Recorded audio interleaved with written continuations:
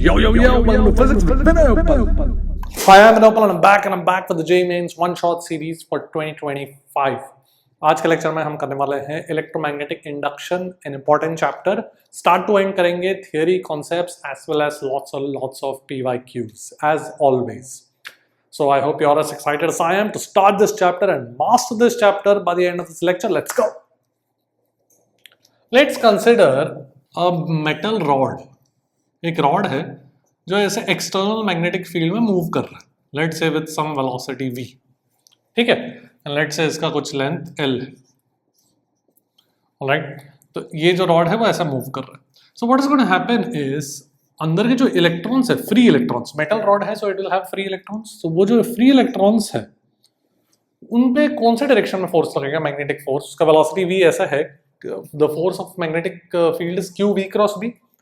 So V cross B, B inverse है, V cross B will be upwards, but electron is negatively charged, so the force will be downwards.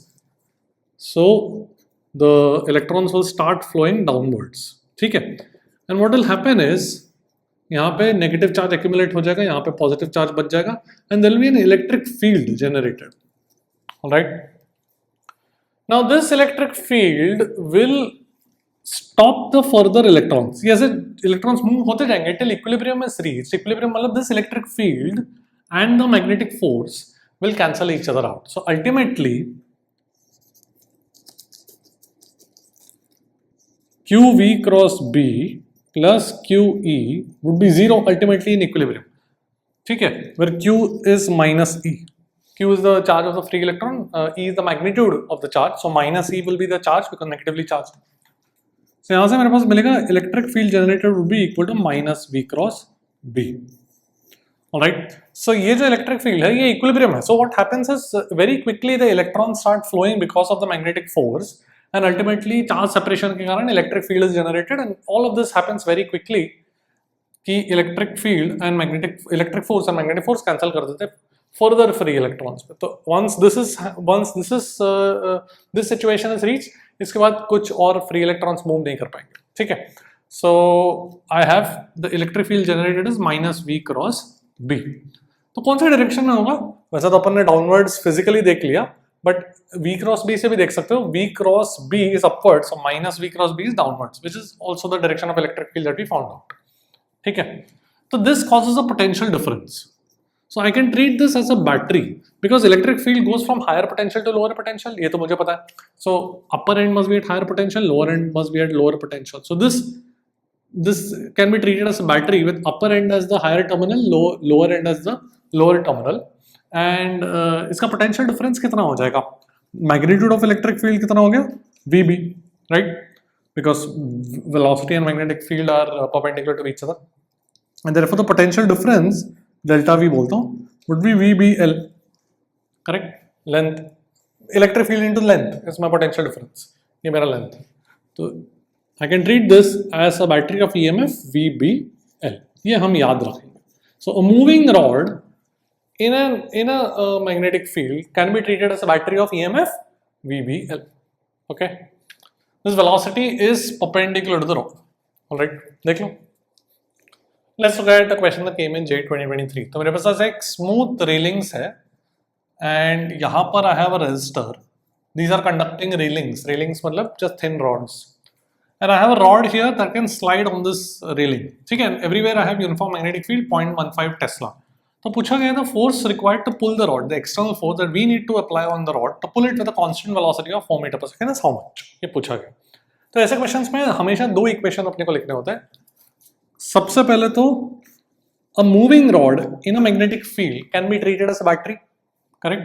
A moving rod in a magnetic field can be treated as a battery. कितना हो जाएगा उसका EMF हमने देख लिया VBL, right? कौन से direction में था? I know electric field was minus V cross B.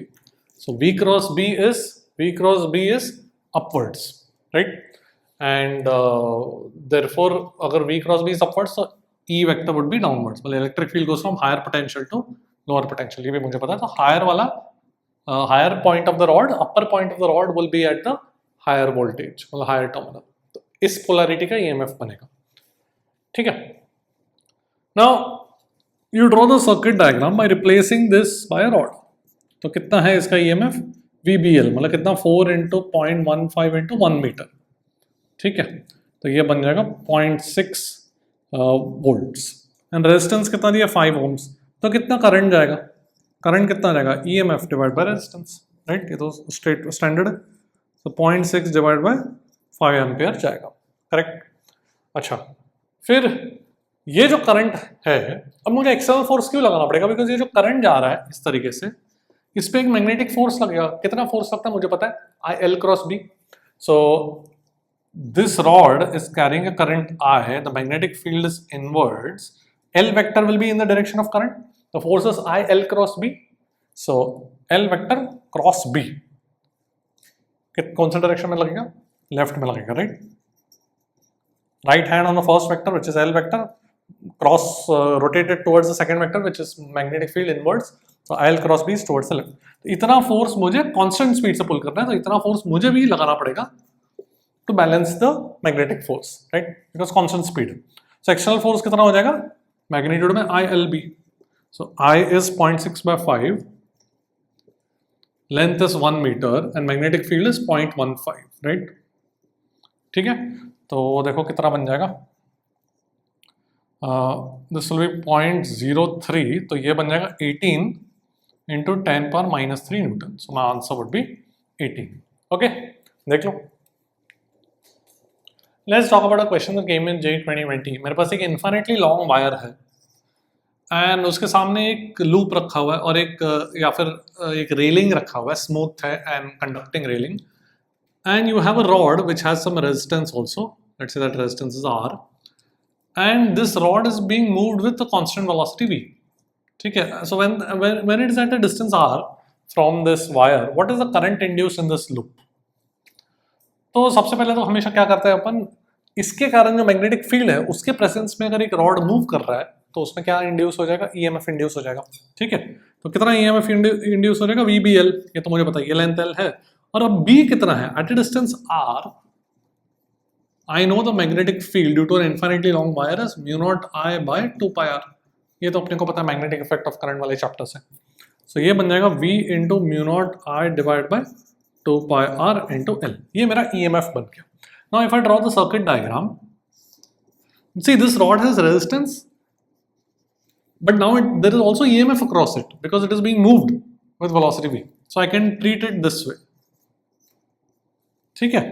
ये रॉड का रेजिस्टेंस R एंड EMF इसके अक्रॉस ये, तो इस तरीके से मैं इसका सर्किट डायग्राम बनाऊंगा। तो कितना करंट फ्लो करेगा, EMF डिवाइड बाय रेजिस्टेंस, तो मेरे पास बन जाएगा μ0IVL बाय 2π।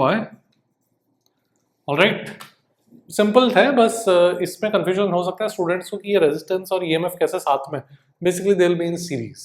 ऑलराइट, तो इस रॉड के अक्रॉस रेजिस्टेंस भी है और EMF भी है, इस तरीके से देख लो। Now let's look at a rod that is rotating in a magnetic field। तो अगर ऐसे कुछ रॉड है और वो रोटेट कर रहा है, सपोज ऐसे मैग्नेटिक फील्ड है, ठीक है। तो उससे मेरा EMF, if I look at the electric field that was -v cross b, correct। So now यहाँ पर velocity of each point of the rod is a variable, right। So यहाँ पे electric field एक constant नहीं है। तो variable क्यों है, because at a distance x the speed would be omega x। तो हर पॉइंट का ऑब्वियसली x डिफरेंट है, तो स्पीड अलग अलग है रॉड का। तो जो पोटेंशियल डिफरेंस आएगा from electrostatics, we know this equation. तो change in potential is -E.dl, ये इलेक्ट्रोस्टैटिक्स से मुझे पता है, राइट। सो यहाँ पर देखो कितना बन जाएगा, dv would be v cross b dot dl, right। So the change in potential, or I can just basically once again I can replace this rod by a battery of EMF will be the potential difference across the ends from the free end to the axis of rotation। तो वो कितना बन जाएगा, इसका integral v cross b dot dl, ये मेरा EMF बन जाएगा across the ends of the rod, ठीक है। तो अभी इसको कैसे इवेलुएट करें, काफी स्ट्रेट फॉरवर्ड है। सबसे पहले तो if you look at v cross b कौन सा डायरेक्शन में है, ये v है, क्रॉस b कौन से डायरेक्शन में हो जाएगा, towards the centre, right. first vector along velocity, then curl it towards the magnetic field which is inwards. V cross B is towards the hinge. So V cross B ऐसा है, right? So let's also take dl vector in the same direction. I can travel. I want to basically calculate the potential difference across the end. So I want to travel from one end to the other end. ठीक है? So अच्छा V cross B का magnitude जो है वो क्या होगा? V into B, because V and B तो perpendicular है, right? So the rod is rotating in the plane of the board and the magnetic field is perpendicular to the plane of the board. So velocity and magnetic field have 90 degrees. Cross product में इसका magnitude V into B आ जाएगा. And now V cross B and dl are parallel. तो VBDL ऐसे बन जाएगा, ठीक है? So at some distance x, V को मैं क्या लिख सकता हूँ? ओमेगा x, एंड dl को मैं dx लिख सकता हूँ, ठीक है? सो टेक्निकली अगर देखा जाए तो I am measuring dl in this direction, so I should write dl is minus dx, because I go as I go from right to left, x will decrease, ठीक है? So I'm going to write dl as minus dx, and limits I'm going from right to left, so limits of x will be from L to 0, correct? x का value L से 0, L is the length of the rod. तो देखो क्या बन जाएगा, omega b x का integral x square by 2, and limits लगाओगे तो मिल जाएगा omega b L square by 2. This is the final formula that we need to remember. Even if you don't remember the derivation, this is the final formula that we need to remember. So the EMF across the rod is omega b L square by 2. L is the length of the rod. यहाँ पर एक चीज है कि polarity क्या है. Polarity मतलब कौन सा साइड पॉजिटिव टर्मिनल, कौन सा side negative terminal. Basically v cross b कौन सा डायरेक्शन में है? It's towards the hinge, right? And electric field is minus v cross b. So electric field will be from the hinge. Electric field will be from the hinge to the free end, correct? Electric field goes from higher potential to lower potential. So the hinge will be at the higher potential in this situation. So this rod will behave like a battery of SA. अगर ये point O है और ये point P है, तो circuit diagram में इसको इस तरीके से बैटरी से रिप्लेस करेंगे. The point O, which is the hinge, will be at the higher potential. ठीक है? But ऐसा जरूरी नहीं है हर केस में. Suppose if the rod were rotating in the opposite direction, ऐसे रोटेट करता हूँ, तो कोई भी पॉइंट का वेलोसिटी देख लो. वेलोसिटी ऐसे है, मैग्नेटिक फील्ड सपोज अंदर है. इस केस में डायरेक्शन क्या होगा? V cross B is towards the right, correct? So right side will be at the higher potential. यहाँ पे V cross B was towards the left.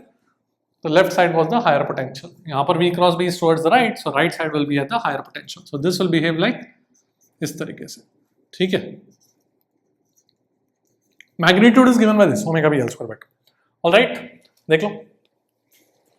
Let's look at a question that came in J 2022.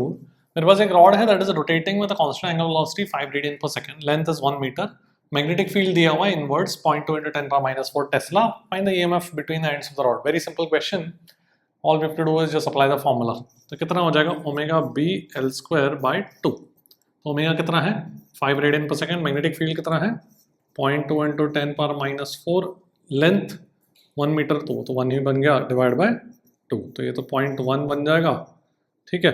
तो 5 into 10 power minus 5 volts, right? So I can just write it as 50 into 10 power minus 6 volts. मतलब 50 microvolts. Okay, देख लो. Let's look at a question from J 2024. A rod of length 60 cm rotates with angular velocities 20 radian per second about its perpendicular bisector. Magnetic field कितना दिया? 0.5 Tesla दिया हुआ. The magnetic field is parallel to the axis of rotation. Find the potential difference between the ends of the rod. So मेरे पास एक rod है that is rotating about its perpendicular bisector. ठीक है? The hinge is at the center. And axis of rotation ऐसे हो जाएगा. इस डायग्राम में ऐसे रोटेट करा तो axis of rotation perpendicular to the plane of the board होगा. So magnetic field भी उसी डायरेक्शन में, ये बोला गया है. ठीक है? Find the potential difference between the ends of the rod. Now जो फॉर्मूला हमने निकाला है, the EMF is omega B L square by 2. That is between the hinge, मतलब axis of rotation, and the end, right? तो यहाँ पर तो मेरे पास दो, मतलब the hinge is not at the end. So what do we do? How can we apply this formula? Is by treating this rod as two separate ones. तो इसको L treat करता हूँ. मतलब यहाँ पे L मेरा 30 सेंटीमीटर हो गया. तो एक रॉड अलग से ट्रीट करता हूँ, ठीक है? तो let's call this point P, let's call this point Q, ठीक है? So I am going to treat it as two separate rods. सो सबसे पहले तो अगर मैं सिर्फ OP देखूं तो लेट्स अज्यूम कि it is rotating in this direction, right? कोई भी डायरेक्शन में मान लो, मैंने एंटी क्लॉकवाइज मान लिया. सो EMF का सेंस क्या आएगा? What will be the sense of EMF? कोई भी पॉइंट का वेलोसिटी ऊपर है, मैग्नेटिक फील्ड इनवर्ड्स माना है मैंने, सो V cross B would be towards O, right? So O will be at the higher potential, we already know this. So this इसका circuit diagram, इसका battery will look like this, ठीक है? And EMF would be omega B L square by 2, correct? ये मेरा point O, ये मेरा point P. Now what about OQ? तो कोई भी point का velocity तो downwards है, magnetic field ऐसा है, so V cross B, first vector is V, right hand on V vector, curl it towards magnetic field, the thumb is pointing to the right. So once again, O is at the higher potential. इसका EMF ऐसे बन जाएगा, इसका battery. Now look at the original picture. So मेरे पास Q है, ये O है, ये P है. Right? I can replace this battery by this circuit diagram, this kind of a, I can replace this rod by this kind of a circuit diagram. ठीक है? दोनों का EMF का value same है. Alright, now if I ask you what is the potential difference between the ends of the rod, just forget this chapter, current electricity वाले chapter को याद करो, and if I ask you what is the potential difference between O and P, कितना हो जाएगा? इसके across जाएंगे तो EMF E, इसके अक्रॉस जाएंगे तो minus E, change. Potential at Q plus E, then I go from higher to lower terminal, minus E should be potential at P. So potential at Q minus potential at P is 0. My answer is 0. ठीक है, तो ये थोड़ा सा अपने को ध्यान देना है, बिकॉज मेजॉरिटी ऑफ स्टूडेंट्स इसमें क्या मिस्टेक करते हैं, ब्लाइंडली इस फॉर्मूला को लगा देते हैं. This formula is only the EMF between the hinge and the end. If the hinge is not at the end, you treat it as two separate rods and then you draw the circuit diagram, then you write what we do in current electricity. ठीक है, alright. इसलिए हमने इसका derivation भी किया था to understand कि this formula is applicable in across which 2 points. देख लो. Now let's talk about something called magnetic flux, which will be very useful जब हम Faraday's law सीखेंगे. तो magnetic flux क्या है कि कोई भी मेरे पास एक surface है, ठीक है, it's an open surface. Well, it's not enclosing any volume. It's an open surface. It can be a plane surface. So the flux of magnetic field is defined as integral B dot dA. ठीक है, तो suppose मेरे पास यहाँ पे एक disk है and magnetic field ऐसे जा रहा है. magnetic field lines कोई external magnetic field lines. So the magnetic field lines का flux through this disk would be integrate the magnetic field dot product with the area vector. अब area vector कैसे choose करते हैं? is exactly like electrostatics में हमने electric flux जब define किया था. तो यहाँ पर you choose an area vector which is defined exactly the same way that we did in electrostatics. Let's recap कैसे किया था हमने. dA vector is a vector whose magnitude is equal to the area of the element and the direction is perpendicular to the surface. तो अगर ये मेरा disc है तो हर छोटे एलिमेंट का dA vector is perpendicular to the surface of the disk.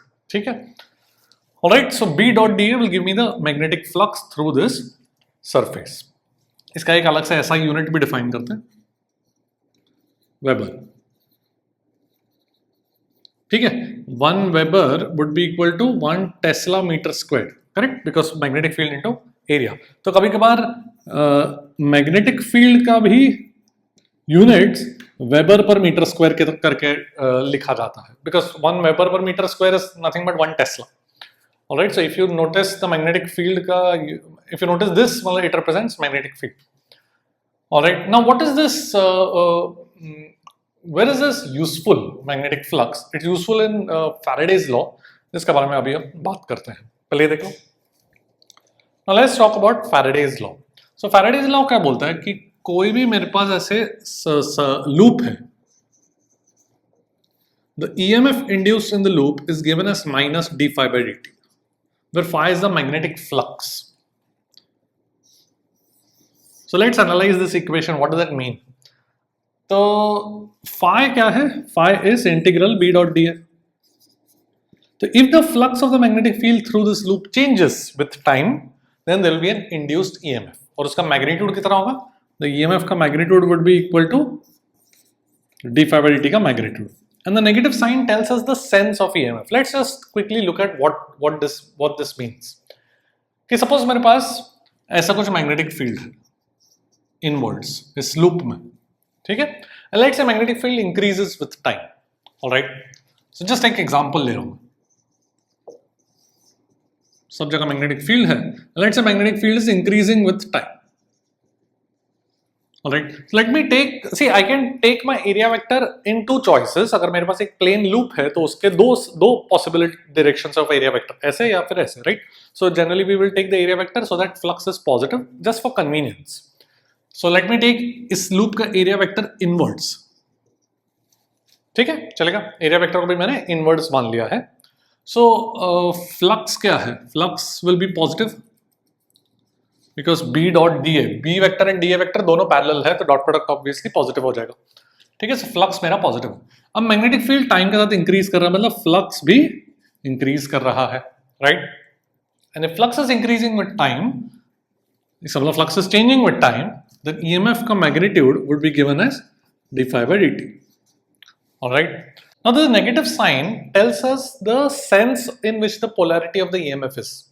मतलब क्या कि हमने एरिया वेक्टर को, मेरा चॉइस था एरिया वेक्टर को मैंने इनवर्ड्स मान लिया, right? So then if you take a right hand, make the thumb point inwards, your fingers will curl in the clockwise sense. तो इसका मतलब you have taken the clockwise sense as positive. ठीक है, तुमने area vector inwards लिया तो thumb inwards करो right hand का, the fingers will curl in the clockwise sense. So clockwise sense is positive. What does this mean? Clockwise sense is positive and I am getting phi is positive, EMF का magnitude is d∅dt, but EMF is negative from the Faraday's law because of the negative sign, because d∅dt तो positive है इस particular equation में, इस particular example में, because phi increase कर रहा है. इसका मतलब तुमने clockwise sense positive लिया, तुमको EMF negative मिला, मतलब the EMF is induced in the anti-clockwise sense.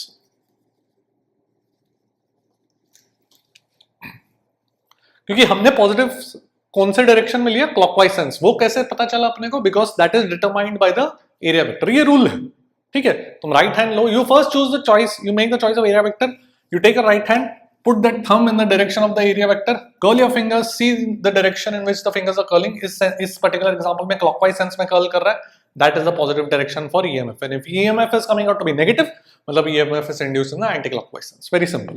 Now ये जो चीज है EMF is induced in the anti-clockwise sense, what does it physically mean?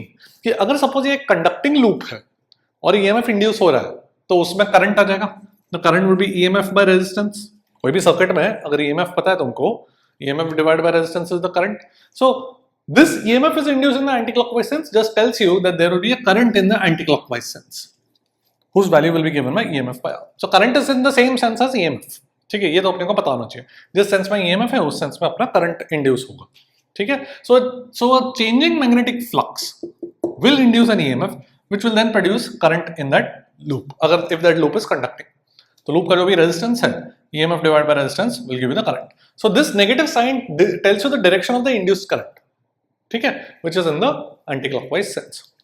ना ये सब जो मैंने explain किया, there is another way of looking at it through Lenz's law. So Lenz's law क्या बोलता है कि the induced EMF, which is this, इसको induced EMF बोलते हैं, opposes the change in flux. What does this mean physically? कि इस particular example को अगर मैं देखूं तो मैग्नेटिक फील्ड लाइंस अंदर की तरफ है, तो मैंने एरिया वेक्टर अंदर पॉजिटिव मान लिया, तो फ्लक्स पॉजिटिव हो गया. So flux is increasing, right? Because magnetic field मैंने इंक्रीजिंग विद टाइम एग्जांपल लिया, so flux is increasing, that is the change in flux inwards is positive. मतलब इनवर्ड्स मैग्नेटिक फील्ड लाइंस का flux बढ़ रहा है, इसका मतलब EMF will be induced to oppose that. So EMF will be induced in the anti-clockwise sense कि तुम्हारा thumb will point in the outwards. The magnetic field अंदर की तरफ बढ़ रहा है. So Lenz's law states that ये जो induced EMF है, it will induce a current which will produce its own magnetic field. But that magnetic field will try to oppose the change in flux. मतलब it will try to decrease the flux because flux बढ़ रहा है, external flux बढ़ रहा है. तो खुद का जो मैग्नेटिक फील्ड, जो खुद का करंट है, उसका जो खुद का मैग्नेटिक फील्ड है, that will try to oppose that change, मतलब it will try to decrease the magnetic field. So therefore this current has to go in the anti clockwise sense so that उसका खुद का magnetic field will be opposing the increasing magnetic external magnetic field. ठीक है, अब ये शायद एकदम confusing लग रहा है, तो we'll look at couple more examples. तो बहुत एकदम कंफर्टेबल हो जाओगे तुम. Let's just look at a couple more examples. ठीक है, देख लो. Let's look at another example. मेरे पास ऐसा एक लूप है एंड मैग्नेटिक फील्ड अभी इनवर्ड्स है and let's say magnetic field is decreasing. तो मुझे निकालना है इंड्यूस्ड ईएमएफ या इंड्यूस्ड करंट कौन से सेंस में होगा. ठीक है, सो अगर मैग्नेटिक फील्ड डिक्रीज कर रहा है यहाँ पर, ऑलराइट, सो सपोज मैंने एरिया वेक्टर इनवर्ड्स मान लिया. This is my choice, area vector का चॉइस मैंने इनवर्ड्स मान लिया. So flux is again positive. B dot dA is positive because B and dA are in the same sense. ठीक है. Now magnetic field is decreasing, so flux will decrease. So d phi by dt is negative. Correct. So अब induced EMF का sense देखने का दो तरीके हैं मैंने बताया. एक तो डायरेक्ट वो मैथमेटिकल इक्वेशन से देखेंगे या तो लेंजेस लॉ से. Choose whatever you are comfortable with. I will show you both methods in this example. ये d phi by dt यहाँ पर नेगेटिव है. So EMF जो था, जो minus d phi by dt, मतलब EMF पॉजिटिव हो गया. अब इसका मतलब क्या physically, what does it mean कि मैंने इनवर्ड्स, मेरा एरिया वेक्टर मैंने इनवर्ड्स पॉजिटिव इनवर्ड्स मैंने चूज किया एरिया वेक्टर. इसका मतलब you place a thumb inwards, curl your fingers, they are curling in the clockwise sense. So therefore clockwise sense is positive for the EMF. Clockwise is positive for the EMF. That is what this rule is. कि right hand rule मतलब you place your right hand along the area vector, curl your fingers, right hand fingers कौन से direction में curl करे, clockwise, so that is positive for EMF. And mathematically I'm getting EMF is positive. इसका मतलब EMF is induced in the clockwise sense. Simple. ठीक है, तो current भी अगर इंड्यूस होगा, इस कंडक्टिंग लूप होगा, तो current will be induce in the clockwise sense. बहुत ही simple. The other way is to look at Lenz's law. Lenz's law से कैसे करेंगे अपन कि अंदर की तरफ मैग्नेटिक फील्ड कम हो रहा है. So the current has to be induced in order to oppose this change. Oppose मतलब अंदर की तरफ अगर मैग्नेटिक फील्ड कम हो रहा है तो current will be induced in order to restore that magnetic field. So current will try to increase the magnetic field. ठीक है, अगर एक्सटर्नल फील्ड कम हो रहा है तो current will try to change that, it will try to increase it. अगर external magnetic field बढ़ रहा है तो current will try to decrease it, like the previous example. इस पर्टिकुलर एग्जांपल में एक्सटर्नल मैग्नेटिक फील्ड कम हो रहा है. So current induced in this loop will try to increase it. तो कौन से डायरेक्शन में, मतलब current has to produce magnetic field in the same direction inwards. So inverse current, inverse magnetic field मतलब current has to be in the clockwise sense. Okay. So choose whatever you are comfortable. This is a more mathematical approach. ये थोड़ा सा physically visualize करके करते हैं. All right. Okay. All right. देख लो. Now you might wonder, हमने already एक EMF के लिए पूरा कैलकुलेशन किया था, VBL, V cross B dot DL, वो सब किया था. How is that EMF related to what we just saw in Faraday's law? Are they two related? Yes, they are. So अगर मैं I go back to this simple example कि मेरे पास एक रेजिस्टेंस है, स्मूथ रेलिंग है, एक rod है, ठीक है, एंड लेट्स से कुछ वेलोसिटी V से जा रहा है. ऑलराइट, यहाँ पे सब जगह एक्सटर्नल मैग्नेटिक फील्ड है. Okay, let's apply Faraday's law here and let's see what happens. Everything is conducting, everything is resistance-less except this one resistance. ठीक है, so let's say कि ये लेंथ L है and ये X लेंथ है. ठीक है, तो अगर मैं ये लूप कंसिडर करूं तो इसका एरिया कितना हो जाएगा, L into X, right. Let me take इसका area vector as inwards. Choice मेरा चॉइस है, एरिया वेक्टर इसका इनवर्ड्स है, मैग्नेटिक फील्ड भी इनवर्ड्स है, तो फ्लक्स पॉजिटिव हो जाएगा. अब सब जगह मैग्नेटिक फील्ड यूनिफॉर्म है. सो यूनिफॉर्म मैग्नेटिक फील्ड अगर है तो उसका फ्लक्स के लिए इंटीग्रल B डॉट DA में B बाहर आ जाएगा बिकॉज B यूनिफॉर्म है, तो integral DA will simply become the total area vector. In this case B and A are both parallel, so simply B into A बन जाएगा. तो कितना बन जाएगा, B into L into X. Correct. अब Faraday's law क्या बोलता है कि EMF is minus d phi by dt. सबसे पहले मैंने एरिया वेक्टर इनवर्ट्स मान लिया, मतलब I have chosen clockwise as positive for EMF. Correct. Okay, so देखो कितना बन जाएगा, minus D phi by D t करूंगा, so minus B L d x by D t. What is d x by D t? D x by D T is nothing but velocity, and therefore I get EMF as minus BLV. Clockwise is positive. The negative sign just tells me that it is in the anti-clockwise sense. So anti-clockwise sense में EMF is induced और उसका magnitude कितना है, BLV. This is exactly what we found from basics, right? इस rod में EMF BLV induce होता है, ये तो मुझे पता ही है. and therefore the induced current would be EMF divided by resistance. Is exactly जो हमने already हमको पता है, ये चीज हमने ऑलरेडी किया है. So what is the relation, like why did we even study Faraday's law जबकि हमने को ऑलरेडी ये पता है BLV वगैरह. सो फैराडेस लॉ और इस जो हमने किया था उसमें क्या फर्क है कि दिस इज फिजिक्स से हमने ये डिराइव किया था पहले V cross B dot DL, where BL ये जो EMF है we know it exists across the moving rod. Faraday's law however will not tell you किस दो पॉइंट के अक्रॉस EMF है, it will just tell you कि पूरे loop में EMF कितना है. एग्जैक्टली किधर वो EMF लोकेटेड है वो नहीं बताएगा. ठीक है. So Faraday's law is actually an observation, and this BLV जो हमने कैलकुलेट किया था पहले that was actually using physics, कि वो इलेक्ट्रिक फील्ड कैलकुलेट किया था, उसका पोटेंशियल डिफरेंस वगैरह. ठीक है. So Faraday's law is more generalized because Faraday's law just states कि फ्लक्स अगर चेंज हुआ तो EMF आ जाएगा, और फ्लक्स चेंज होने के लिए यहां पर तो एरिया चेंज हो रहा था, बट लेटर ऑन वील सी कि मैग्नेटिक फील्ड भी चेंज हो सकता है, उसके कारण भी फ्लक्स चेंज हो सकता है. तो उसका मैथमेटिकल कैलकुलेशन, उसका physics reason will be different compared to what we saw here. Alright. So Faraday's law includes all possible cases of producing EMF, whether magnetic field changes, whether area changes, or whether even the angle between them changes. Dot product है ना. So whatever changes the flux, magnetic field Faraday's law will include it. ठीक है. Alright, so basically ये जो BLV था, that is, so you can say it is one special case of Faraday's law. So in my opinion, अगर जब तुम question solve कर रहे हो तो अगर रॉड मूव हो रहा है, एक ही रॉड अगर मूव हो रहा है, that is just easy to use कि रॉड के अक्रॉस VBL है, बैटरी से रिप्लेस करो एंड करंट कैलकुलेट करो. ठीक है. बट अगर इन जनरल अगर एरिया वगैरह चेंज हो रहा है, then generally it is just easier to do this in using Faraday's law. एक आध एग्जांपल देखते हैं, इसका एप्लीकेशन देखते हैं तो you will get comfortable. Okay, देख लो. Let's look at a question that came in JEE 2023. मेरे पास एक सर्कुलर लूप है, मैग्नेटिक फील्ड ऐसे सब जगह यूनिफॉर्म है, 0.4 टेस्ला दिया हुआ है. The radius of this loop expands at a rate of 1 millimeter per second. The EMF when the radius is 2 centimeters is how much? ये पूछा गया. ठीक है. तो मैं क्या लिख सकता हूँ? सबसे पहले let me take my area vector also as inverse so that my flux becomes positive. Correct? तो area vector को भी मैंने inverse ले लिया. तो flux कितना बन जाएगा?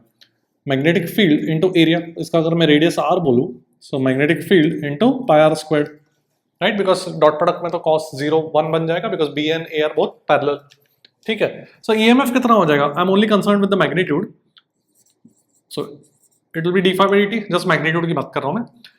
तो B इंटू पाई इंटू अब r स्क्वायर का जो डेरिवेटिव है that would be 2r dr/dt.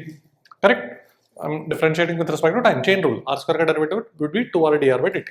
तो अभी सब्स्टिट्यूट कर लेते हैं. B का value 0.4 into pi into 2 into radius कितना है? Radius is 2 centimeter. So let's all do it in SI units, then we'll convert it. So 2 into 10 power minus 2 and dr/dt is 1 millimeter per second, मतलब 10 power minus 3. ठीक है. तो देखो क्या बन जाएगा. This would become 2 into 2 4 into 0.4 1.6. तो ये बन जाएगा 10 raised to minus 5. तो 16 pi into 10 raised to minus 6. ऐसे लिख सकता हूँ मैं. 2 into 2 4 into 0.4 is 4 into 0.4 is 1.6. तो उसको मैंने 16 into 10 power minus 1 करके ऐसे लिख दिया. ठीक है. तो अभी बस अपने को सब्स्टिट्यूट करना है. पाई का वैल्यू अप्रोक्सीमेटली 3.14 सब्स्टिट्यूट कर लो.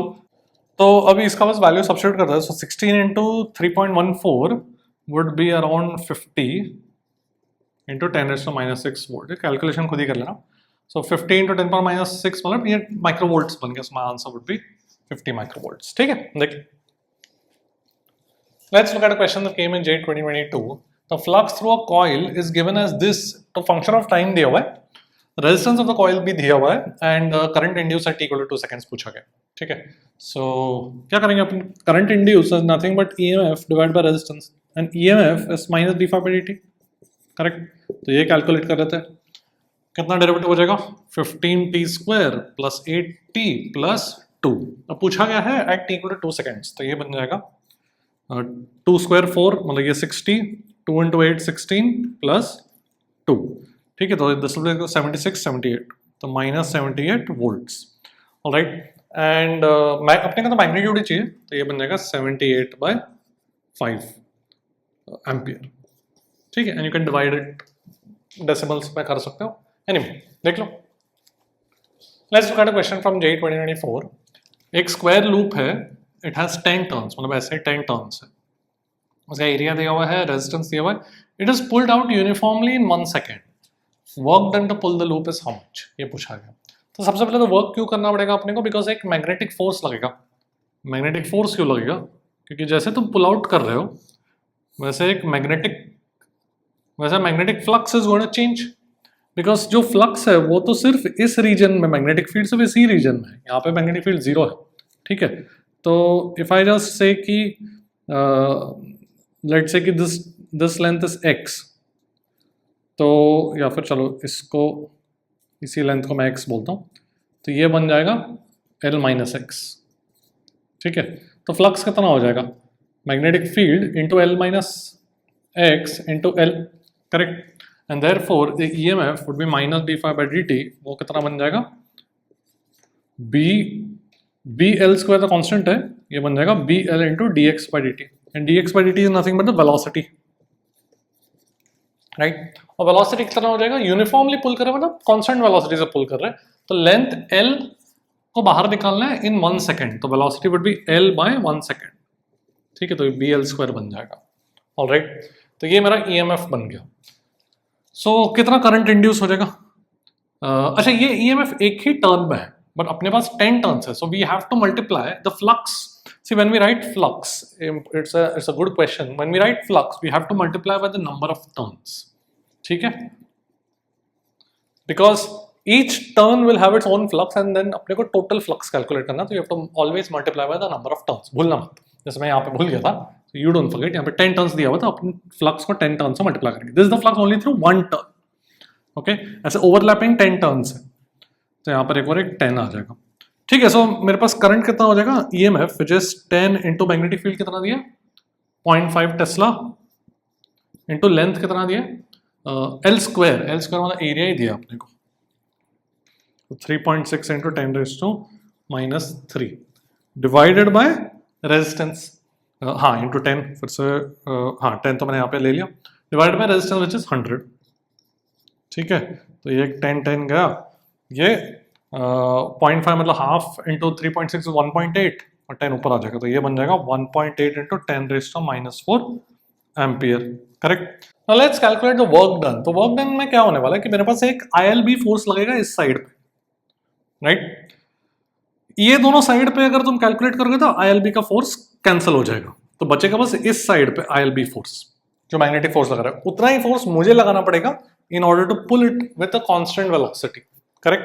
So my external force will be ILB, but यहाँ पे थोड़ा सा ध्यान देना कि again I have 10 turns, तो यहाँ पे ऐसे 10 overlapping wires है, 10 overlapping rods है, wires है, तो into 10 करना पड़ेगा, इतना मुझे force लगाना पड़ेगा into L, this will be the into L मतलब पूरा displacement, this will be the work done, force into displacement, ठीक है। तो ये देखो क्या बन जाएगा, IL² B into 10, so current कितना है 1.8 into 10⁻⁴ into L² is 3.6 into 10⁻³ magnetic field is half Tesla into 10, ठीक है। देखो कितना आ जाएगा ये, this will become 1.8 into 1.8 is 3.24, 18² is 324 into this will become 10⁻⁻6 joules, so my answer would be 3.24 into 10⁻⁻6 joules, okay, देख लो। Now let's look at कि suppose एक कॉइल है, let's say you have n turns and that is rotating with some angular velocity omega, and मेरे पास ऐसे magnetic field, तो इसमें EMF इंड्यूस होगा क्या। सो what happens is if I right the flux, uniform magnetic field है, तो see this is my coil, इसका एरिया वेक्टर अगर मैं इनवर्ड्स लूं इनिशियली, तो वो रोटेट करेगा, कितना एंगल रोटेट करेगा टाइम t में, ω_t।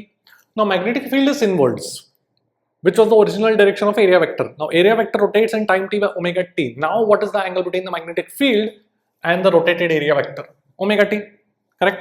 So I can write B dot area vector, because B is uniform, so B dot A बन गया, would be BA cos ω_t. BA cos theta, theta is the angle which is ω_t, ठीक है। तो ये coil है जो angular velocity omega से rotate कर रहा है। And this is the flux through one turn. वैसे कितना टर्न्स है, n टर्न्स है, तो मेरे पास टोटल फ्लक्स कितना आ जाएगा, ये बन जाएगा. एंड EMF आ जाएगा. Now this is a variable time varying flux है, तो minus D phi by D T करके मेरे पास आ जाएगा N B A omega sine omega T. इसको मैं E naught sine omega T भी लिख सकता हूँ, where E naught is the amplitude or the maximum value of the EMF. ठीक है, so this is actually the foundation of the AC generator. AC मतलब alternating current या alternating EMF. Alternating मतलब जिसका sign change होता रहता है. तो ये जो EMF है E naught sin omega t, this is a sinusoidal voltage supply, ऐसा बोल सकते हैं कि इसका जो polarity है या sign है वो periodically change हो रहा है, positive negative positive negative. ठीक है, so this is basically what we will encounter in the alternating currents chapter. देख लो. Let's look at a question that came in JEE 2024. A coil of 200 turns and area 0.2 meter squared is rotated at half revolution per second in a uniform magnetic field which is perpendicular to the axis of rotation. मतलब मेरे पास ऐसा coil है, उसका अगर axis of rotation ऐसे है तो magnetic field इस तरीके से. ठीक है, तो मेरा magnetic field का वैल्यू कितना है, 0.01 टेस्ला. तो इसमें EMF इंड्यूस कितना होगा वो तो मुझे पता ही है, N A B omega sine omega T, right. तो मैक्सिमम वैल्यू कितना हो जाएगा, एन ए बी ओमेगा. तो इसका वैल्यू पूछा गया अपने को. सो एन मतलब 200 टर्न्स, एरिया मतलब कितना दिया, 0.2 metre square. Magnetic field is 0.01 मतलब 10⁻⁻² into angular velocity. Angular velocity कितना है, बोला गया है coil is rotating half revolution per second. Half revolution मतलब कितना radians, pi radians. One revolution is 2 pi, तो half revolution is pi. Pi radians per second is my angular velocity. ठीक है, तो देख लो कितना आ जाएगा ये 100 और 10⁻² कट गया, दिस विल बी 0.4, तो this will be 2 pi by 5. So my answer beta का वैल्यू विल बी 5. देख लो. Let's look at a question that came in JEE 2022. A circular loop is in the xy plane of radius 1 metre. तो मेरे पास ऐसा xy plane है. सो एक सर्कुलर लूप है xy प्लेन में. ठीक है, मैग्नेटिक फील्ड इज कुछ टाइम वेरिंग मैग्नेटिक फील्ड दिया हुआ है. So we are dealing with a question in which we have a time varying magnetic field. EMF at t = 2 seconds then pi volts, find n. तो ये external magnetic field है. ठीक है, तो इसका जो एरिया वेक्टर है, एरिया वेक्टर में क्या लिख सकता हूँ, पाई आर स्क्वायर. इसका रेडियस अगर r है, k कैप लिख सकता हूँ मैं, right. It's an xy plane, so I can choose my perpendicular to be k cap. So area vector is this pi R square k cap. So flux कितना हो जाएगा magnetic flux, b dot a, क्योंकि magnetic field doesn't depend on the xy coordinates, right. So uniform magnetic field है, time के साथ varying है but space में uniform है. सो डॉट प्रोडक्ट करना मतलब सिर्फ k कैप आएगा. So 3t² pi R square, 3t² pi R square, ये मेरा फ्लक्स बन जाएगा. r का वैल्यू 1 मीटर दिया हुआ रेडियस, तो ये बन जाएगा 3 पाई t². तो फ्लक्स आ गया. तो EMF पूछा गया. सो EMF would be d phi by dt. Magnitude चाहिए अपने को. ठीक है, ऐसा कुछ बोला नहीं गया, मतलब मैग्नीट्यूड की बात कर रहे हैं. तो कितना बन जाएगा, 6 पाई एंड t = 2 सेकंड्स पे मतलब t का वैल्यू 2. सो 12 पाई वोल्ट्स, सब ऐसा यूनिट्स में तो वोल्ट्स. ठीक है, सो n पाई वोल्ट्स, n का वैल्यू 12. ऑलराइट, देखो. Let's look at a question that came in JEE 2016. थोड़ा सा पुराना क्वेश्चन है but it's a nice question. मेरे पास एक सर्कुलर लूप है, उसमें मैग्नेटिक फील्ड ऐसे इनवर्स है. ठीक है, उसका रेडियस r है, रेजिस्टेंस कैपिटल R है इस लूप का. एंड जो एक्सटर्नल मैग्नेटिक फील्ड है ये, that is given by this. It's a time varying magnetic field. B naught and tau are some constant stays time. So find the heat generated in a long time. तो सबसे पहले तो flux कितना हो जाएगा, magnetic field into area. So B naught pi r square e raised to minus t by tau. Just magnetic field into area किया. सो EMF कितना हो जाएगा, d phi by dt. Just magnitude की बात कर रहा हूं मैं. ठीक है, सो इसका मैग्नीट्यूड कितना हो जाएगा, B naught पाई r स्क्वायर, और इसका डेरिवेटिव मैं e raised to minus t by tau divide by tau. Magnitude की बात करना तो माइनस साइन वगैरह हटा दिया. ठीक है, सो करंट कितना हो जाएगा, E by R रेजिस्टेंस. अब हीट पूछा हुआ है. So the rate of heat generated in resistance कितना होता है, I²R. तो वो तो बन जाएगा I²R मतलब that will be E² by R, correct, because I is E by R. This is rate of heat generated per unit time. तो टोटल पूरे टाइम, लॉन्ग टाइम मतलब इन्फिनिटी तक अपने को इंटीग्रेट करना है इस पावर को, इस रेट ऑफ हीट को. So I'll have to do E² by R dt from 0 to t = 0 to t = infinity. That will give me the total heat generated over the entire time interval. ठीक है, so that's why it's a good question. That's why I selected this question for our lecture. तो EMF का value कितना है, ये चीज.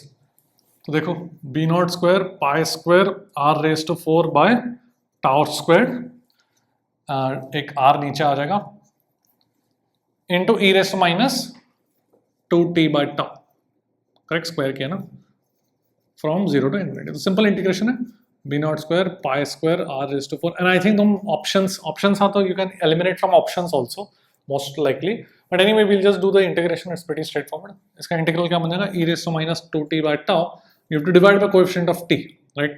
तो minus 2 by tau from 0 to infinity, ठीक है। तो tau by 2 ऊपर आ जाएगा, तो एक tau कट गया, so I'll have b naught square pi square r raised to 4 divided by 2r tau, and t को 0 डालूंगा तो 1 बन जाएगा, infinity डालूंगा तो e raised to minus infinity 0 बन जाएगा, तो उसका लिमिट्स 1 बचेगा। so this will be your answer, ठीक है। लिमिट्स तो खुद लगा सकते हो।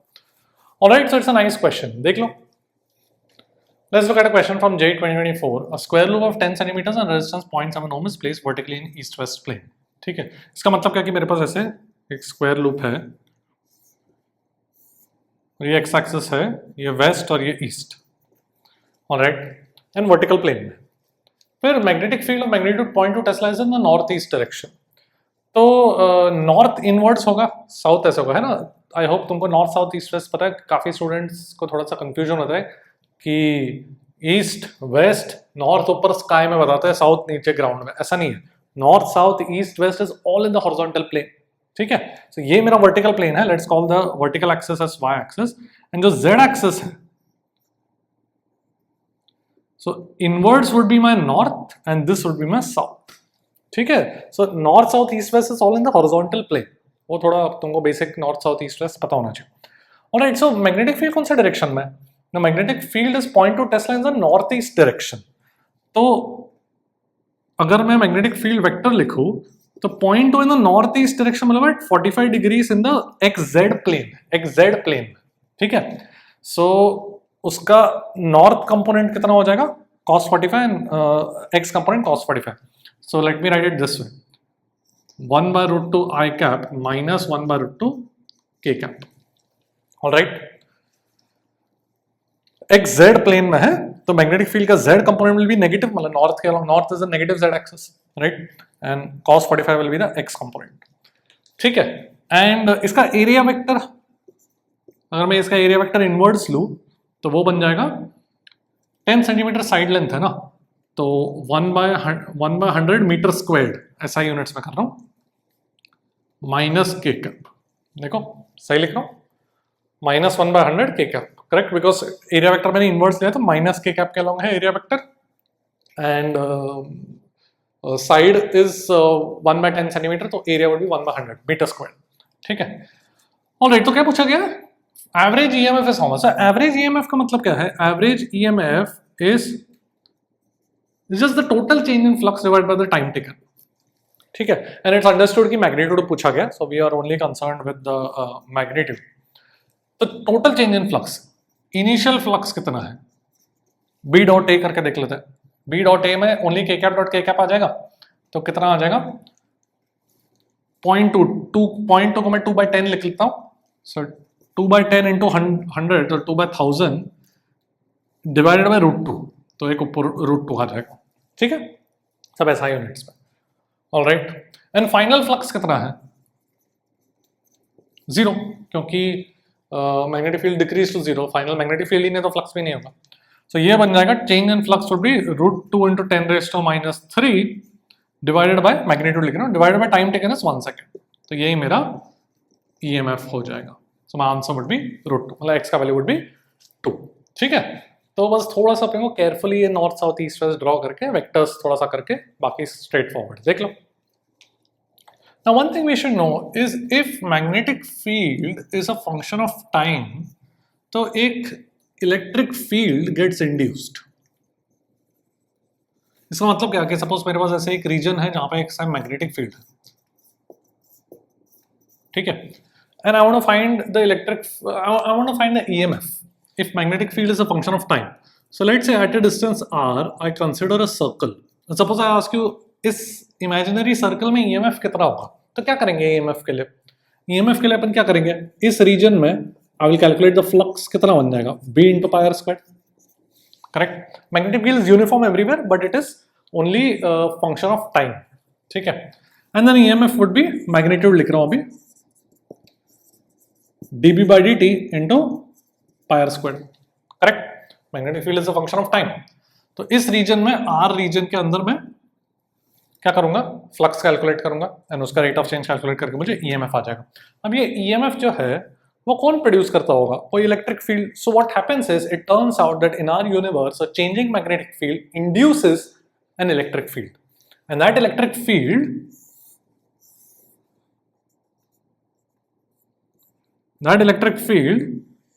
is circular in nature. ये अपन फैक्चुअली याद रखेंगे. ठीक है. ये एक्चुअली उतना ज़्यादा क्वेश्चन इस पे नहीं पूछा जाता, लास्ट फ्यू ईयर्स में तो नहीं पूछा गया है, बट बहुत पहले 10 साल पहले एक क्वेश्चन पूछा था. तो that's why I am just showing you this concept. So just remember it as a fact कि the electric field induced is it is circular in nature. Right? This concept is very important for JEE Advanced, but mains level के लिए it's not that high weightage. But फिर भी एक आध question अगर आ गया तो बहुत फॉर्मूला बेस्ड आएगा, तो you should know. Alright, so ये जो सर्कल है, let's call this capital R. So magnetic field is everywhere present inside capital R, and I want to find the electric field at a distance small r from the center of this circle, which is induced. This electric field is induced due to a changing magnetic field. अपने आप induce हो जाता है. This is the law of nature. ठीक है. तो क्या करूंगा मैं, इस पूरे सर्कल में ईएमएफ को मैं क्या लिख सकता हूं, E into 2 pi r. Electric field into length is my EMF. So that should be equal to dB by dt into pi r squared. तो इलेक्ट्रिक फील्ड कितना आ जाएगा, dB by dt into r by 2. ठीक है. तो ये मेरा electric field बन जाएगा इनसाइड दिस सर्कल. बाहर magnetic field 0. Alright. So this electric field is circular in nature. उसका magnitude is given by dB by dt into r by 2 at a distance r. ठीक है. And what about if I want to find the electric field outside? तो ये radius r में magnetic field है, बाहर magnetic field 0 है, but this magnetic field is changing as a function of time. तो even due to that outside भी एक electric field generate हो जाता है. This is surprising because वहां पे magnetic field नहीं है, but फिर भी वहां पे electric field induce हो जाता है. कितना induce होगा? E into 2 pi r, E into 2 pi r should be the EMF in this loop, in this circle. How much will that EMF will be? That will be the rate of change of flux enclosed. अब flux enclosed कितना है, वो तो सिर्फ इतना ही है. यहाँ पे तो magnetic field 0 है, सिर्फ capital R radius के अंदर magnetic field है. तो that will be dB by dt into pi capital R squared. बस इतना region का flux. So electric field will come out to be r square by 2r into dB by dt. This is outside the circle. ठीक है. So ये थोड़ा सा मतलब this is inside the circle जहाँ पे magnetic field है, this is outside the circle वहाँ पे magnetic field नहीं है. Alright. तो इतना तुमको फॉर्मूला बेस्ड कुछ क्वेश्चन अगर आएगा तो आएगा, नहीं तो मोस्ट लाइकली नहीं आएगा. बट आई थिंक 2014 में ग्राफ प्लॉट करने को पूछा गया था, इसलिए मैंने बता दिया. ग्राफ कैसे आएगा, electric field is proportional to R till capital R and then it goes as 1 by r. ठीक है, देख लो. Now let's talk about self inductance, जिस पे क्वेश्चंस रेगुलरली आते हैं जेईई मेंस में. So suppose मेरे पास एक लूप है, उसमें कुछ करंट है. ठीक है. Now this current if it is changing as a function of time, so this current will produce its own magnetic field. Correct? ऐसा कुछ magnetic field अंदर produce करेगा. So if this current is changing with time, this magnetic field will also change with time. Correct? So if this magnetic field changes with time, there will be an EMF generated because flux will change. Faraday's law. Correct? So ये जो flux है, that is proportional to the magnetic field. The magnetic field is produced by this current. So magnetic field is itself proportional to current. तो जो flux produce हो रहा है खुद के loop में, खुद के current के कारण, that is proportional to the current, and that proportionality constant is called the self inductance, जिसको L से represent करते हैं. ठीक है. So एक loop है, उसमें current जा रहा है, current का खुद का magnetic field है, उसका flux. तो वो जो flux generated by the current in that loop, खुद के loop में, that is proportional to the current. And the proportionality constant is called self inductance. ठीक है. इसका SI यूनिट हेनरी होता है.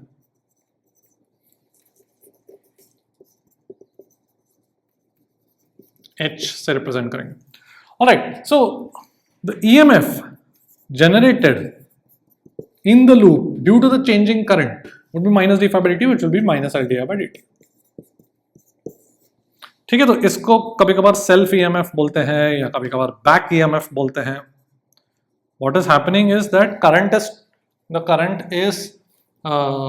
if the current is trying to increase due to whatever external source, if the current is trying to increase, it will produce an EMF in the opposite sense. This is because of the negative sign. It will oppose the change.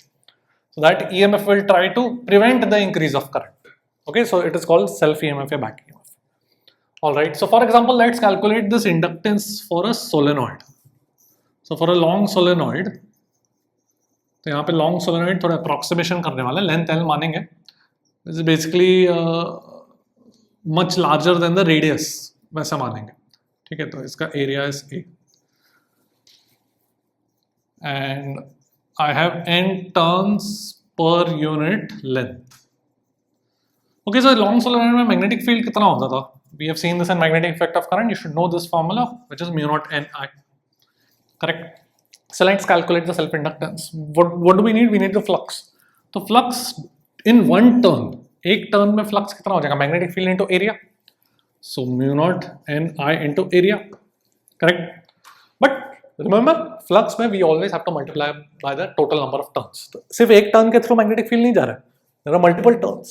तो पूरा total solenoid का total flux कितना हो जाएगा? Into number of turns. अब number of turns कितना हो जाएगा? पर यूनिट लेंथ n है, तो L लेंथ में कितना number of turns? n into L.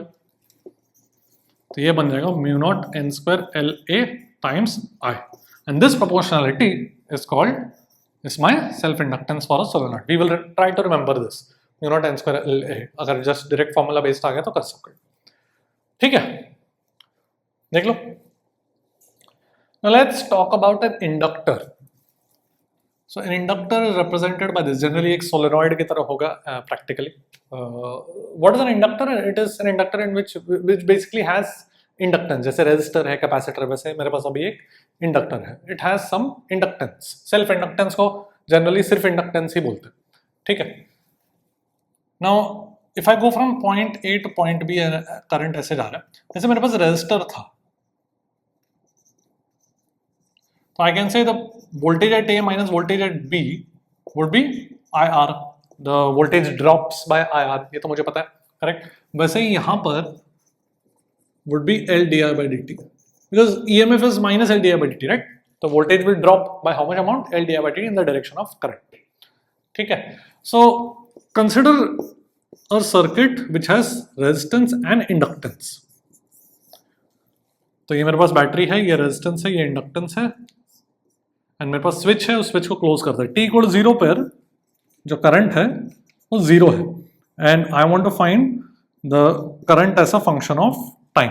So this is called an RL circuit when resistance and inductance are in series connected to a battery. Then you close the switch and I want to find कि कितना current as a function of time जाएगा. ठीक है, तो मैं I can just write loop law. What was loop law? You go across each element and you write the change in voltage, and ultimately you come back to the same point and the voltage change will be 0. तो इसके across lower terminal से higher terminal जाऊंगा तो EMF E से बढ़ेगा. फिर इसके across अगर मैं जाऊंगा तो it will drop by IR. Drop मतलब the change in voltage will be negative. मतलब VB minus VA is the change in voltage will be minus IR. VB minus VA would be minus LDI by dt. ठीक है, so I'm going in the direction of current, the voltage will drop by IR, and इसके across it will drop by LDI by dt. ठीक है, but then you are back at the same point. This is all equipotential. So this the change in voltage would be 0.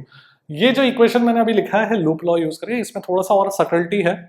Subtlety मतलब थोड़ा सा और in depth conceptual चीजें हैं जो JEE mains के लिए रिक्वायर्ड नहीं. ठीक है, एग्जैक्टली कैसे ये लूप लॉ यहाँ पे लिख सकते हैं हम, is it even valid here, उसका वैलिडिटी वगैरह, तो उसके बारे में थोड़ा मतलब generally I talk about that when we discuss when I teach JEE advanced level stuff. For JEE mains this equation is good enough. Okay, तो आगे बढ़ते हैं अभी. सो E minus IR should be L di by dt.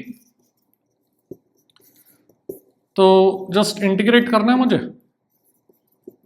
Correct? तो integrate कर लेते हैं. 0 से t, 0 t इक्वल 0 पे करंट 0 है. क्या बन जाएगा? इसका इंटीग्रल बन जाएगा E minus IR फ्रॉम 0 से I, एंड ये बन जाएगा T by L. ऑलराइट, तो लिमिट्स, अच्छा यहाँ पे you have to divide by the coefficient of I as well, so minus R से डिवाइड कर दूंगा. तो ये लिमिट्स वगैरह खुद लगा सकते हो. I will just right the final result.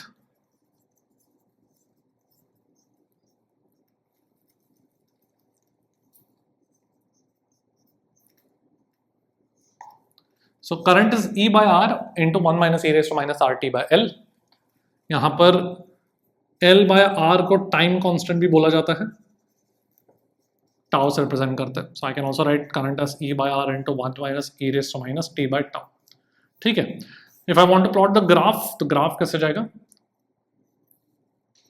T equal to 0 पे करंट 0 है, T टेंडिंग टू इन्फिनिटी पे करंट कितना है? T टेंडिंग टू इन्फिनिटी पे जरा करंट देखो कितना है. Limits of e raised to minus T by tau, T tending to infinity will become 0, तो बचेगा E by R. तो करंट ऐसे जाके eventually it will reach the value of E by R. All right, so this E by R is called the steady state current. Steady state मतलब the current has reached that value after a long time. ठीक है, so ये मेरा current as a function of time हो गया. This is what we are going to remember. All right, देख लो. Let's look at RLDK. RLDK मतलब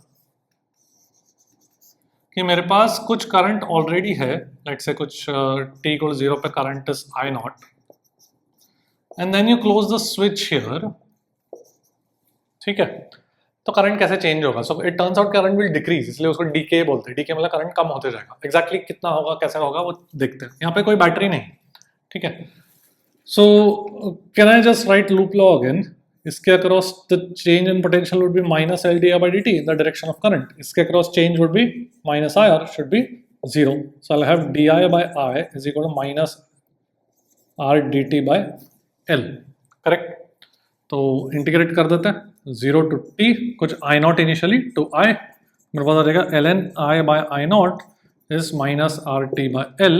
तो current का वैल्यू आ जाएगा I naught into E raise to minus R T by L. So like I said, it will decrease exponentially.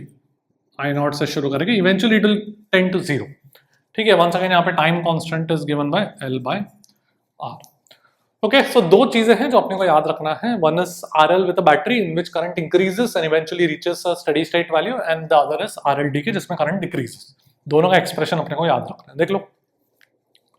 Now what happens is, what we should remember is that an inductor stores magnetic energy. जैसे capacitor था, capacitor if इसके across अगर potential difference V है, तो इसमें energy stored कितना होता है? Half CV². तो मेरे पास एक इंडक्टर है, उसमें करंट I है, तो उसमें the energy stored comes out to be half LI². C की जगह L, V की जगह I. I'm not deriving this, but we have to remember it. ठीक है? So this is stored in the form of magnetic energy. इसमें electrostatic energy था, electric field था, इसमें मैग्नेटिक एनर्जी. कितना एनर्जी स्टोर होता है? Half LI². Alright, so for example मेरे पास RLDK सर्किट है, एंड सपोज इसमें करंट I नॉट है t इक्वल टू 0 पर, and ultimately we know that the current will become 0. तो from the initial point to the final eventual कितना heat loss हुआ रहेगा in the resistor? I can just use direct energy conservation. I don't have to do I square R and then integrate that. I square R is the rate of heat loss, correct? उसको integrate करूँगा तो total heat loss मिलेगा. But वो एक तरीका करने का है, but I don't have to do that because I can just conserve energy. I can say कि जो भी magnetic energy था वो finally तो गायब हो गया.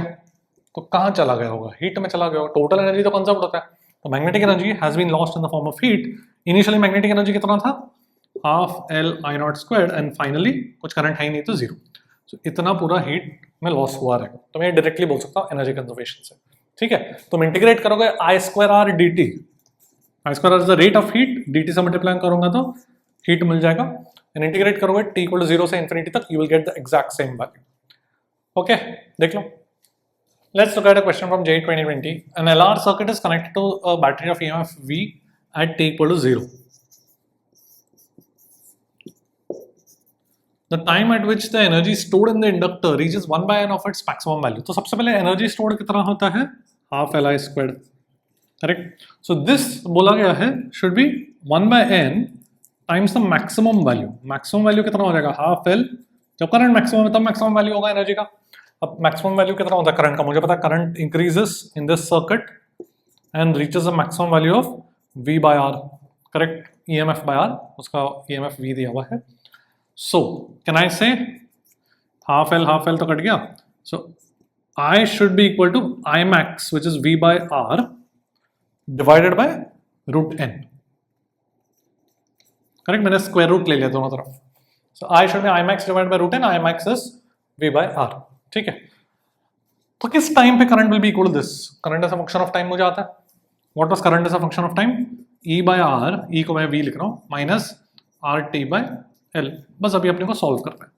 तो देखो क्या बन जाएगा, V by R कट गया, सो 1 by root n should be 1 minus e raised to minus RT by L।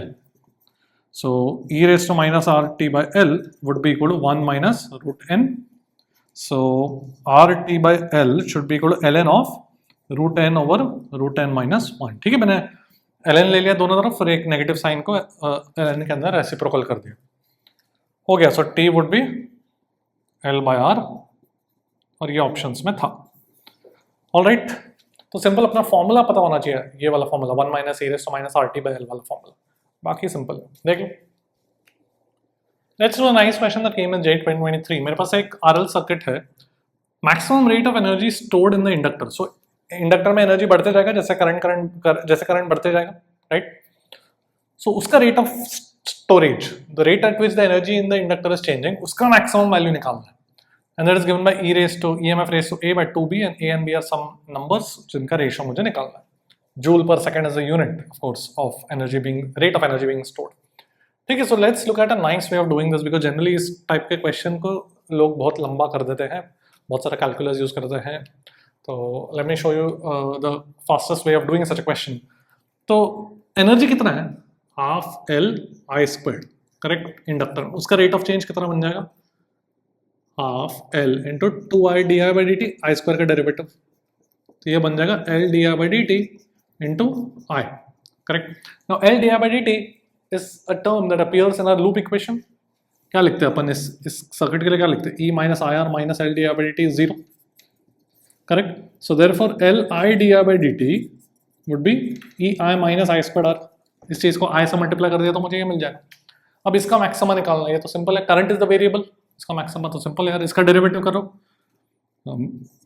d by dt of d by di, sorry, of E I minus I squared R should be 0 to get the maxima। या तो quadratic use कर सकते हो, it's a variable in it's a quadratic in current which is the variable, ठीक है। तो ये तो सिंपल हो गया, E minus 2IR should be 0, तो current is E by 2R। तो at this value of the current ये मैक्सिमम है, तो ये तो बस वापस सब्स्टिट्यूट कर सकते हो, okay. Like I said you can even use quadratic knowledge of quadratic equations to get this. So इसका जो मैक्सिमम वैल्यू होगा कितना बन जाएगा? सब्स्टिट्यूट करो ना, so E into E square by 2R, E into I का value minus I square R, E square by 4R, तो ये बन जाएगा ई स्क्वायर बाय 4R, ठीक है। अब कंपेयर करते हैं, तो R का वैल्यू कितना दिया? 25, तो ये बन जाएगा ई स्क्वायर बाय 100, 2 इंटू 50 ऐसे लिखता हूँ बिकॉज कंपेयर कर सकता हूँ मैं।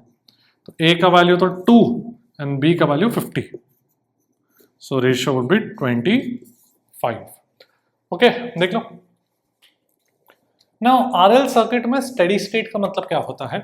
Steady state in inductor, inductor में स्टेडी स्टेट मतलब कि उसका, जैसे हमने देखा था कि current becomes a constant, current tends to a constant, correct। So current becomes a constant after a long time, steady state मतलब after a long time the current becomes a constant and therefore the voltage across the inductor becomes 0।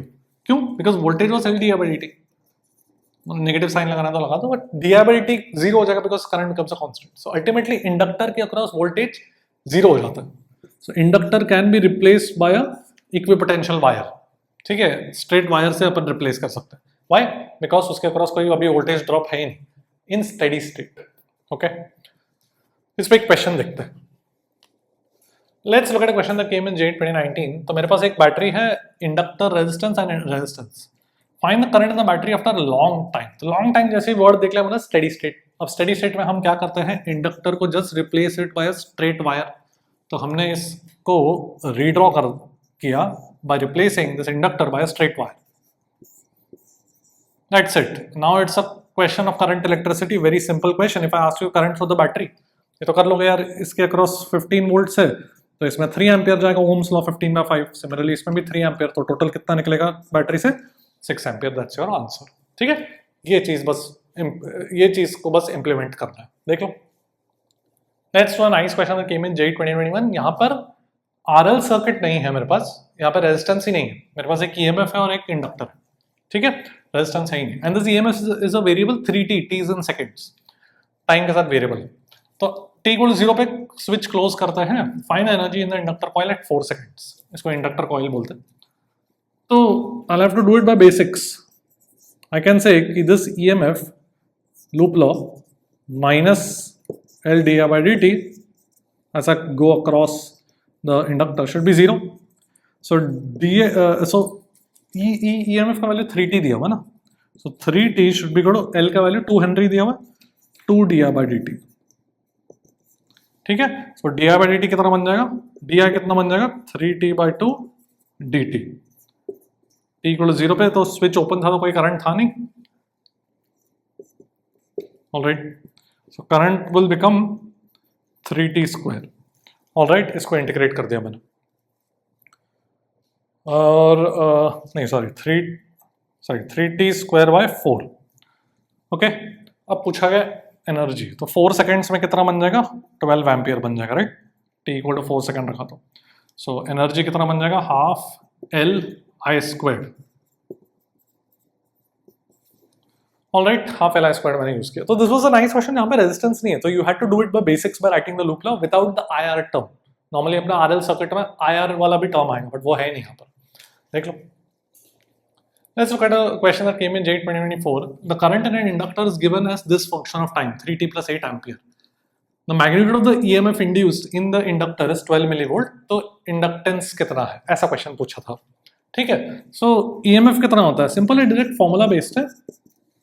So magnitude of EMF would be L into di by dt. di by dt मतलब 3, so L into 3. So EMF is 12 millivolt. L is something unknown into 3. So L would be 4 millihenry because ये millivolt में है ना. ठीक है, so my answer would be 4. देख लो. Now let's talk about mutual inductance. So suppose मेरे पास ऐसे दो loops हैं, एक में कुछ करंट जा रहा है, अब उसका खुद का मैग्नेटिक फील्ड जनरेट होगा.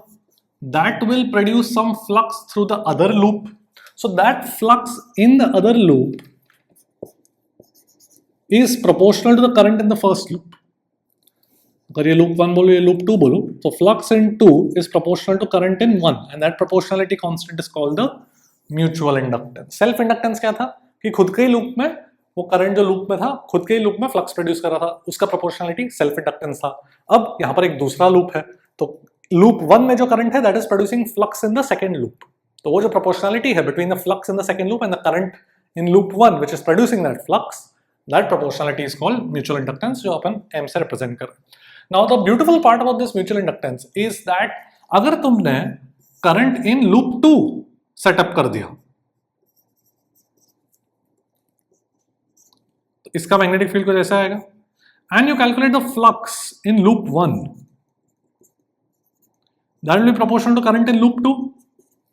यहां पर मैंने क्या किया था, loop 1 में current and I calculated the flux in loop 2. यहां पर the flux in loop 1 will be proportional to the current in loop 2 which is producing that flux. It turns out that the proportionality is the same in both cases.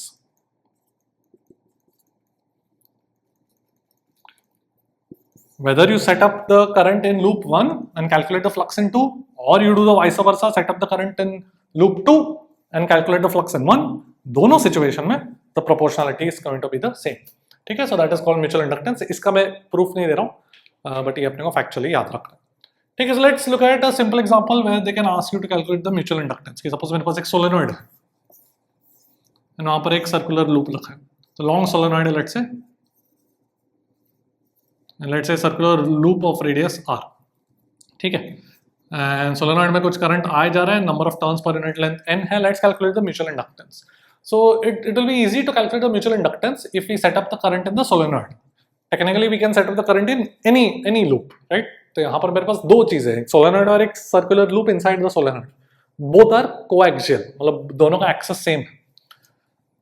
So it is easier to set up the current in solenoid. It's our choice. Why? Because long solenoid का field मुझे पता है, तो मैंने solenoid में current setup कर दिया, तो फील्ड कितना बन जाएगा, μ0n है. तो flux in this loop, let's call solenoid 1 and let's call this circular loop 2. तो flux in 2 would be the field into pi r squared. It's proportional to I, and therefore that proportionality is my mutual inductance. ठीक है, देख लो. Let's look at a nice question that came in J 2024. मेरे पास ऐसे दो circular loops है, एक बहुत छोटा है और एक बड़ा है, मतलब B is much larger than A, and their centers are coinciding, and I want to find the mutual inductance between them. Okay, so it's my choice कि किस लूप में मैं करंट सेटअप करूं. करेक्ट. सो किस लूप में मैं current setup करूं? It will be useful if I setup the current in the larger loop. Why? इसका रीजन देखते हैं. सबसे पहले तो सेंटर पे मैग्नेटिक फील्ड कितना होता है? We know this from the chapter of magnetic effect of current, which is mu naught I by twice of the radius, which is b. Correct. Now, because this is very small, I can take this magnetic field approximately the same over this entire region of the smaller circular loop. क्या approximation किया मैंने? ये जो magnetic field center पर है, due to the bigger loop, उसी को मैंने approximately मान लिया कि uniform है over the small loop. तो उस पे the flux in the small loop कितना हो जाएगा? The magnetic field into the area which is pi a squared, and now it's proportional to the current. Therefore, my mutual inductance would be the proportionality. ठीक है. Alright, so now you understand why we set up the current in the larger loop, because I can do this approximation. If I had set up the current in the smaller loop, छोटे loop में अगर मैंने current setup किया तो मुझे field तो पता ही नहीं ना कहीं और. यहाँ पे सब जगह फ्लक्स कैलकुलेट करने के लिए पता ही नहीं मुझे field. Right. I only know the field at the centre of a circular ring. Right. So that is why I set it up in the larger ring. ठीक है, देख लो. That's it for today. आज हमने पूरा electromagnetic induction complete कर लिया है start to end. Let me know in the comment section how your preparation is going for your JEE Mains shift and how this one shot series is helping you guys out. Let me know in the comment section. I will see you next time and I will see you at the top.